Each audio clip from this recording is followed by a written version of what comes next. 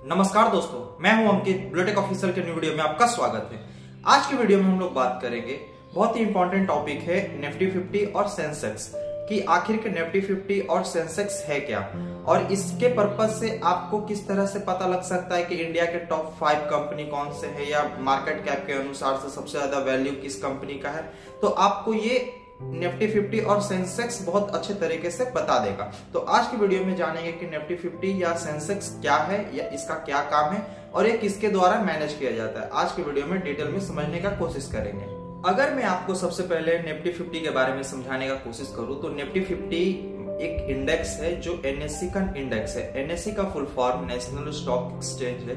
जो एनएससी पे सबसे टॉप क्लास के 50 कंपनी रहेंगे उन्हीं को निफ्टी 50 कहा जाता है। और वही बीएससी का इंडेक्स है सेंसेक्स। बीएससी का फुल फॉर्म होता है बॉम्बे स्टॉक एक्सचेंज, जहां बॉम्बे स्टॉक एक्सचेंज में जितने भी कंपनी रजिस्टर्ड होंगे उसमें टॉप 30 कंपनी को ही सेंसेक्स में डाला जाता है। तो मैं आशा करता हूं कि आपको निफ्टी 50 और सेंसेक्स में कौन से कंपनी है और ये किस स्टॉक एक्सचेंज के इंडेक्स है ये समझ में आ गया होगा।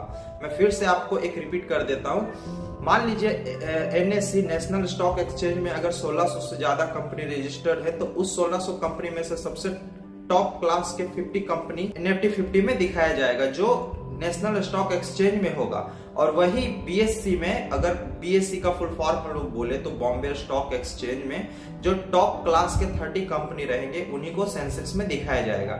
इस कारण आप देखते होंगे निफ्टी 50 में 50 कंपनियां रहते हैं और वही सेंसेक्स में टॉप 30 कंपनी रहती है। तो निफ्टी 50 में टॉप कंपनी कैसे अपने आप को स्क्वायर ऑफ कर पाती है। मान लीजिए कि जिस कंपनी का सबसे ज्यादा मार्केट में कैपिटलाइजेशन है, टोटल उसका वैल्यू अगर निकाला जाए तो जिसका ज्यादा वैल्यू होगा उसको निफ्टी 50 के रैंक वाइज असेंडिंग ऑर्डर में रखे जाएंगे। और वही हम लोग बात करें कि इसमें टोटल कैप कैसे निकाला जा सकता है। तो मान लीजिए कोई कंपनी है जिसके द्वारा कितना शेयर प्रोवाइड किया गया है। इसका मतलब हो गया, अगर हम लोग को टोटल कैपिटलाइजेशन निकालना हो किसी कंपनी का तो उसका फॉर्मूला होता है number of total share into value of 1 share. मान लीजिए कि एक टाटा कंपनी है। टाटा कंपनी का टोटल शेयर 5 करोड़ है और 5 करोड़ और एक शेयर का वैल्यू 200 रुपया है। तो इस तरह से हम लोग अगर निकालेंगे टाटा मोटर्स का टोटल कैपिटलाइजेशन तो लगभग 1000 करोड़ के बराबर आएगा। अब 1000 करोड़ अगर कोई और कंपनी रहेगा तो उससे ऊपर चला जाएगा। अब और मान लीजिए मार्केट में सबसे ज्यादा मार्केट कैप में अगर बोला जाए 1000 करोड़ ही है तो निफ्टी 50 के सबसे टॉप क्लास के या फर्स्ट नंबर पे टाटा मोटर्स को रखा जाएगा। इस तरह से टोटल मार्केट कैपिटलाइजेशन निकाला जाता है और जिस कंपनी का मार्केट कैप में सबसे ज्यादा वैल्यू होता है उसको सबसे ऊपर शो किया जाता है। अब मान लीजिए टाटा मोटर्स निफ्टी 50 कहने का मतलब नेशनल स्टॉक एक्सचेंज में अपने आप को रजिस्टर कर रखा है और बीएससी बॉम्बे स्टॉक एक्सचेंज में रजिस्टर नहीं किया है, तो आपको सिर्फ वो एनएससी या निफ्टी 50 में ही देखने को मिलेगा। और मान लीजिए कोई कंपनी ऐसा है, जैसे फॉर एग्जांपल महिंद्रा का ले लेते हैं। महिंद्रा अपने आप को बॉम्बे स्टॉक एक्सचेंज में रजिस्टर कर रखा है बट नेशनल में नहीं रखा है, तो आपको सेंसेक्स के टॉप 30 में ही आपको वहां महिंद्रा देखने को मिलेगा, ना ही आपको निफ्टी 50 में देखने को मिलेगा। तो इस तरह से दोनों ही अलग अलग है लेकिन दोनों स्टॉक एक्सचेंज है। तो हमारे मन में क्वेश्चन आता है कि इंडिया में टोटल कितने स्टॉक एक्सचेंज है।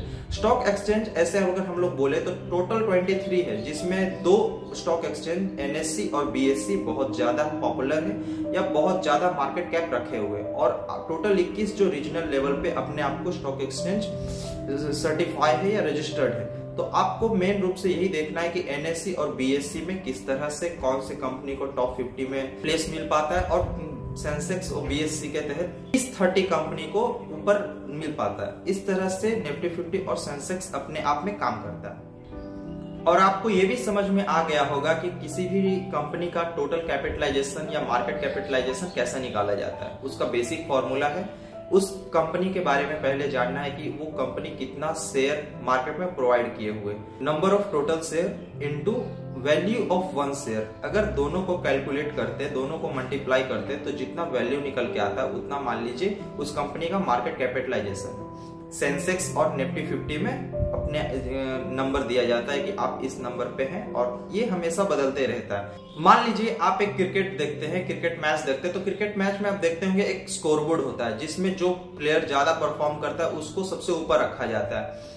तो उसी तरह से निफ्टी 50 और सेंसेक्स में भी दिया जाता है कि आपका जितना मार्केट में वैल्यू बढ़ता जाएगा आपको उतना ऊपर अपवर्ड करता जाएगा, और जिस कंपनी का वैल्यू बहुत ज्यादा गिर जाता है तो उस कंपनी को उस चार्ट से निकाल करके कोई दूसरे कंपनी को लाया जाता है जिसका उससे कुछ अच्छा वैल्यू हो या तो फिर उसका मार्केट कैप उससे ज्यादा हो, और ये भी दिखाता है कि आपका कितना परसेंट के साथ ग्रोथ हुआ है या कितना परसेंट के साथ आप डाउनफॉल हुए हैं। तो ये चार्ट आपको बेसिक ये दिखाता है कि स्टॉक मार्केट में अभी किस तरह का स्टेबलाइजेशन है। मान लीजिए आज से आप 5 साल पहले देखे थे रिलायंस को टॉप 5 में, और आज के टाइम आप देख रहे हैं टॉप 3 में, तो इससे पता चलता है कि रिलायंस के साथ साथ निफ्टी 50 का भी मार्केट शेयर बढ़ता जा रहा है। और वही अगर रिलायंस सबसे नीचे आ जाता तो आपको ये भी पता चलता है कि ये भी स्टॉक्स में बहुत प्रॉब्लम हो रहा है या बहुत ज्यादा डाउनफॉल है।